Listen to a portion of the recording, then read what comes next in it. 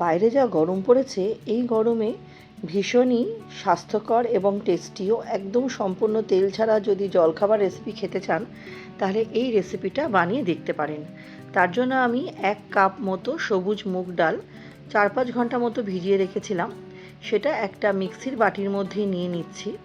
নিয়ে সম্পূর্ণ জল ছাড়া এটা আমাকে বেটে নিতে হবে যেন একদম স্মুথ হয় ব্লেন্ডটা।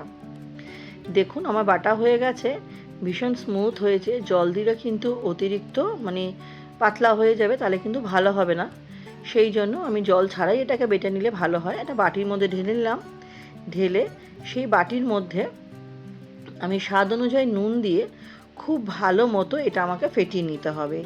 যত ভালো ফেটাবো তত ভালো কিন্তু এটা ফ্লাফি আর কিন্তু নরম তুলতুলে হবে। এর মধ্যে আমি 1 চামচ বেকিং পাউডারও দিয়েছিলাম, ছোটো চামচের 1 চামচ। সেটা দেওয়ার সময় ক্যামেরাটা আমার অফ হয়ে গেছিলো, তার জন্য আমি ভীষণ দুঃখিত। খুব ভালো মতো এটা আমি ফেটিয়ে নিচ্ছি। এটা আমি একটা চামচ দিয়ে ফেটিয়ে নিচ্ছি। আপনারা চাইলে হ্যান্ড ব্লেন্ডার বা হ্যান্ড হুইস্কের মাধ্যমেও ফেটাতে পারেন, তাতে কিন্তু ভীষণই ভালো হয়। আর অন্যদিকে আমি একটা আপ্পাম প্যান নিয়ে নেব। তার মধ্যে আমি অল্প একটু সাদা তেল নিয়ে প্রত্যেকটা আপ্পাম মেকারের প্রত্যেকটা অংশে আমি এটা দিয়ে নিচ্ছি। আপনারা বাটার বা ঘিও ব্রাশ করতে পারেন, আমি সাদা তেল ব্রাশ করছি।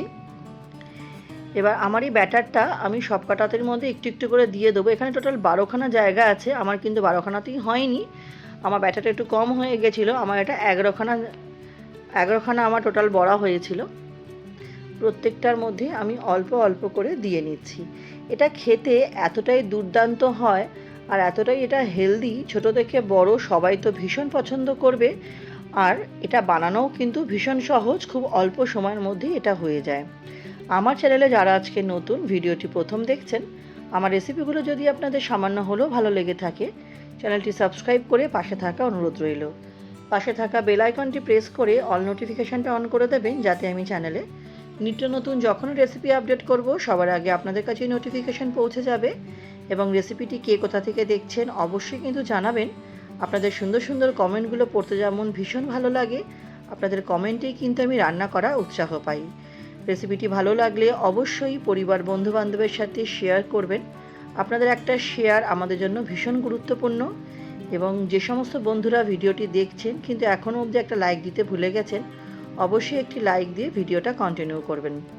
দেখুন আমার 11খানা বড়া দেওয়া হয়ে গেছে। আগে থেকে একটা কড়াইতে জল গরম হতে বসিয়ে দিয়েছিলাম। আমি এবার আপ্পাম প্যানটা বসিয়ে দিলাম হচ্ছে ভাপে হওয়ার জন্য। এবার আমি চাটনি, দইয়ের একটা ব্যাটারের জন্য চাটনি রেডি করব। তার জন্য আমি বেশ কিছুটা পুদিনা পাতা, বেশ কিছুটা ধনে পাতা, একটা শুকনো লঙ্কা, একটা কাঁচা লঙ্কা দিলাম। আর এর মধ্যে দিয়ে দেবো হচ্ছে 2 থেকে 3 চামচ মতো টক দই আর 5-6টা মতো রসুন দিয়ে এটা একটা স্মুথ ব্লেন্ড করে দেবো। আপনারা এটা টক দই ছাড়াও ব্লেন্ড করতে পারেন, সেটাও খেতে খুব ভালো লাগে, দরদরা হয়। আমি এটা টক দই দিয়ে ব্লেন্ড করেছি, একদম স্মুথ হয়েছে।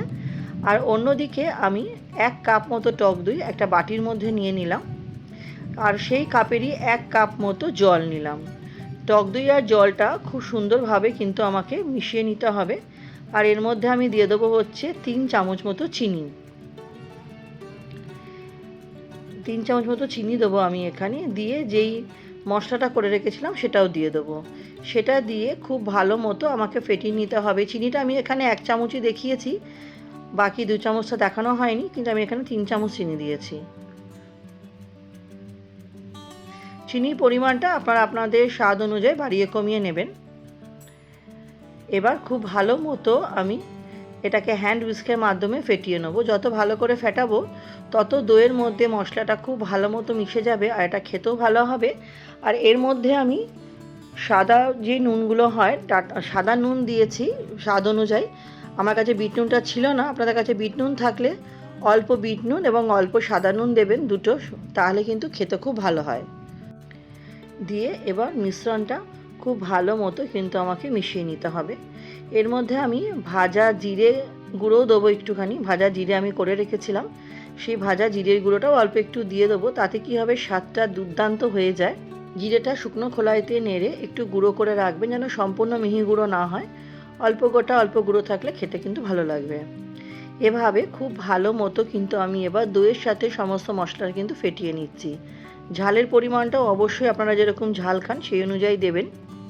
এটা অনেকটা সেই ছাঁচের মতো হয়, যে দইয়ের যে ছাঁচ বানায় সেরকম হবে খেতে, অসাধারণ হয় খেতে। আর এটা বানানো কিন্তু ভীষণ সহজ। বড়াগুলো আমি আপ্পাম প্যান থেকে দেখে নেবো যে বড়াগুলো আমার হয়েছে কিনা। দেখুন বড়াগুলো কিন্তু আমার একটা পিঠ খুব ভালোভাবে হয়ে গেছে। আমি একটু চামচ দিয়ে একটুখানি মানে আঘাত করতেই কিন্তু বড়াগুলো উল্টে যাচ্ছে সুন্দরভাবে। একটা পিঠ আমার ভালোভাবে হয়ে গেছে, আর একটা পিঠ উল্টে দিয়ে কিন্তু আমি কিছুক্ষণ ভাপে হতে দেবো। আরেকটা পিঠ আমি উল্টে দিয়ে কিছুক্ষণ এটাকে ভাপে হতে দেবো। বড়াগুলো এরকম ভাপে হয়ে গেলে আমি ডাইরেক্টই দইয়ের মধ্যে দিয়ে দেবো। আপনারা চাইলে গরম জলে অল্প একটু লবণ দিয়ে এগুলোকে ভিজিয়ে রাখতে পারেন, কিন্তু আমি সেই প্রসেসেও বানাই। আজকে আমি সেই প্রসেসে বানাইনি, আজকে আমি ডাইরেক্টই দইয়ের যে ছাঁচটা করেছিলাম সেটা যেহেতু খুব পাতলা, আমি তার মধ্যে এটাকে দিয়ে দিয়েছিলাম। আপনারা চাইলে গরম জলে লবণ দিয়ে তার মধ্যে এটাকে কিছুক্ষণ ভিজিয়ে সেটাও হাত দিয়ে চিপে নিয়ে সেটাও দিতে পারেন।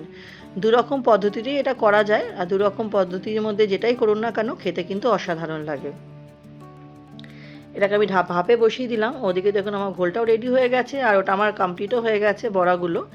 এবার আমি সব বড়াগুলো দিয়ে দিয়েছি হচ্ছে ছাঁচের মধ্যে। এটাকে আপনারা এরকমও নর্মাল টেম্পারেচারও খেতে পারেন, বা ফ্রিজে রেখে ঠান্ডাও খেতে পারেন। আমি ফ্রিজে রেখেই ঠান্ডা খেয়েছিলাম, অসাধারণ হয়েছিল খেতে। অবশ্যই বাড়িতে আমার মতো একবার বানিয়ে দেখবেন। তাহলে বন্ধুরা, রেসিপিটা আমার কেমন লাগলো অবশ্যই কিন্তু জানাবেন। আমি ছাঁচটা একটু চামচের সাহায্যে তুলে নিয়েছিলাম টেস্ট করার জন্য। ওপর দিয়ে গার্নিশিংয়ের জন্য আমি আরেকটু ভাজা জিরের গুঁড়ো ছিল সেটাকে ছড়িয়ে দেবো। দিয়ে দেবো হচ্ছে অল্প একটু ধনে পাতা, আর কাশ্মীরি লঙ্কার গুঁড়ো দেবো খুব সামান্য। ওটা গার্নিশিংয়ের জন্য সম্পূর্ণ অপশনাল, আপনারা না চাইলে দেবেন না। এবার ঠান্ডা সার্ভ করবে। এটা আমি এবার ফ্রিজে রেখে দেবো, রেখে ঠান্ডা সার্ভ করে দেবো। তাহলে বন্ধুরা, আমার এই রেসিপিটা আজকে কেমন লাগলো অবশ্যই জানাবেন। আমার সাথে রেসিপিটি শেষ অবধি ধৈর্য ধরে দেখার জন্য আপনাদের সবাইকে অসংখ্য ধন্যবাদ। আজকের মতো ভিডিওটা আমি এখানেই শেষ করছি। নেক্সট দিন আবার হাজির হব নতুন রান্নার সাথে। সবাই খুব ভালো থাকবেন, সুস্থ থাকবেন।